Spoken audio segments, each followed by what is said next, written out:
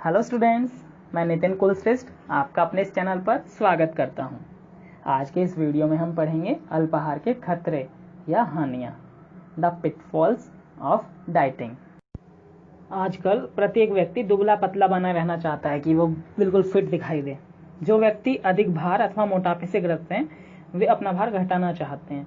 वे भार को कम करने के लिए बहुत से तरीके अपनाते हैं, लेकिन उनमें से अधिकतर लोग भार कम करने के लिए अल्पाहार को अपनाते हैं, यानी कि डाइटिंग का सहारा लेते हैं।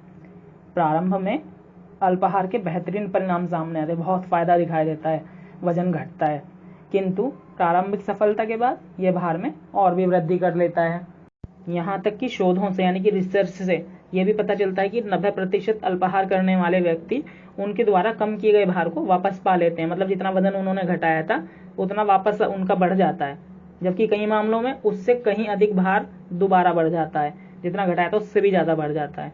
वास्तव में हम जानते हैं कि भार को कम करना इतना आसान नहीं जितना कि ये प्रतीत होता है, दिखता है।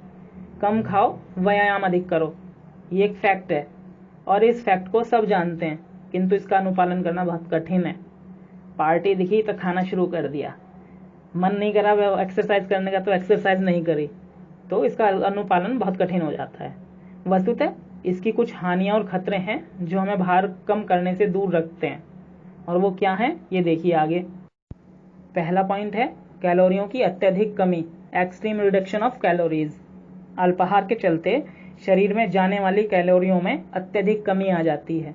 शोध अध्ययन दर्शाते हैं कि 1800 कैलोरी प्रतिदिन के हिसाब से किसी व्यक्ति की दैनिक पोषण आवश्यकताओं की पूर्ति नहीं हो सकती। मतलब उस आदमी को 1800 कैलोरी से ज़्यादा की ज़रूरत होती है, और यदि आप कैलोरी इससे भी कम कर देते हैं तो इससे आपका भार अत्यधिक कम हो जाएगा। ये भी सही नहीं है, ऐसा करना आपके लिए खतरनाक हो सकता है।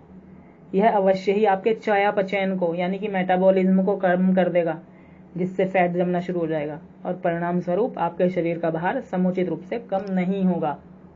दूसरा पॉइंट, कुछ पोषक तत्वों पर प्रतिबंध, रेस्ट्रिक्शन ऑन सम न्यूट्रिएंट्स। सामान्यतः कार्बोहाइड्रेट और वसा इत्यादि पोषक तत्व जो हैं इन पर अल्पाहार में प्रतिबंध लगा होता है, मतलब लोग इनको खाने से बचते हैं। वस्तुतः आपके शरीर के लिए सभी पोषक तत्व अनिवार्य हैं। यदि आप सभी पोषक तत्वों की निर्धारित मात्रा ग्रहण नहीं करते हैं तो आपकी समुचित कार्यशीलता क्षीण हो जाएगी। आप कार्बोहाइड्रेट्स कम लेंगे तो आपके अंदर एनर्जी कम होगी, जिससे आपका काम प्रभावित होगा, काम ठीक से नहीं कर पाएंगे, तो ये भी एक नुकसान है। तीसरा पॉइंट है भोजन को छोड़ना, स्किपिंग मील्स। यह एक तथ्य है कि यदि आपकी उपापचय दर यानी कि मेटाबॉलिज्म अच्छा है तो आप भार बनाए रख सकते हैं अथवा इसे कम भी कर सकते हैं। यदि यह काफ़ी कम है तो आपका भार आसानी से बढ़ जाएगा, और यदि आप किसी समय पर भोजन नहीं खाते हैं तो यह ऊर्जा के संरक्षण हेतु आपके चयापचय को कम कर देगा, आपके मेटाबॉलिज्म को कम कर देगा, जिस कारण आपका वजन बढ़ने लगेगा। इसलिए किसी समय पर भोजन को छोड़ देना आपके भार को कम करने की योजना के विरुद्ध कार्य करेगा। शोध अध्ययन भी बताते हैं कि यदि आप एक वक्त का भोजन नहीं करते हैं या छोड़ देते हैं तो आप दूसरे वक्त अपेक्षाकृत अधिक कैलोरी ग्रहण कर लेंगे, और जब आप ज़्यादा कैलोरी ग्रहण करेंगे आपका भार फिर बढ़ने लगेगा। नेक्स्ट पॉइंट है पेय पदार्थों के द्वारा कैलोरी ग्रहण करना, यानी कि intake of calories through drinking.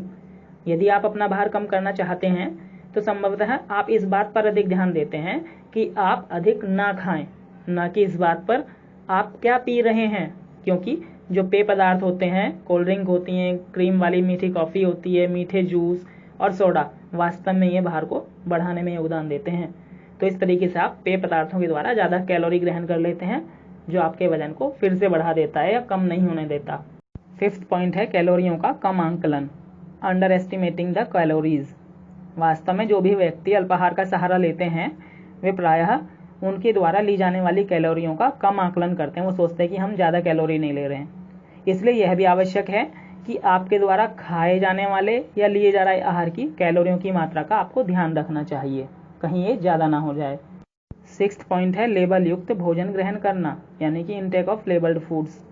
अल्पाहार पर जाने वाले अधिकतर व्यक्ति सामान्यतः ऐसा खाना खाते हैं जिस पर इस प्रकार के लेबल लगे होते हैं, जैसे कि पतला, शर्करा रहित यानी कि विदाउट शुगर, या न्यून कैलोरी, कैलोरी कम है इसमें, अथवा वसा रहित।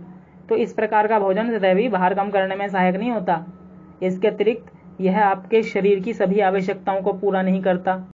वास्तव में चॉकलेट वाले 3 बिस्कुटों में 140 कैलोरी होती हैं, जबकि 3 वसा रहित, जिसमें ये लिखा है कि वसा रहित बिस्किट हैं, उनमें 120 कैलोरी होती हैं। तो ये अंतर नगण्य है, कोई ज़्यादा अंतर तो है नहीं।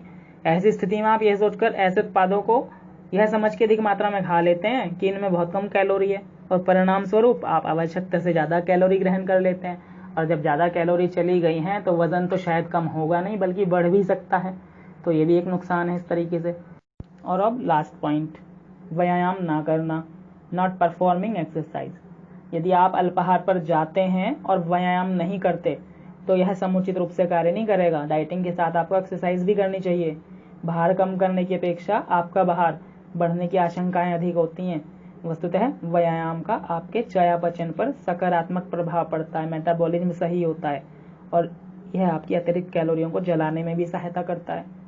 व्यायाम उपापचय दर में वृद्धि कर देता है, यानी कि मेटाबॉलिज्म बढ़ जाता है, जो अंततः शरीर के भार को कम करता है। इसलिए अल्पाहार तभी समुचित रूप से कार्य करेगा जब आप इसके साथ साथ व्यायाम करेंगे, फिजिकल एक्टिविटी करेंगे, एक्सरसाइज करेंगे। तो स्टूडेंट्स, आज के इस वीडियो में इतना ही। वीडियो पसंद आए तो लाइक और सब्सक्राइब करना ना भूलें। Thank you, have a nice day.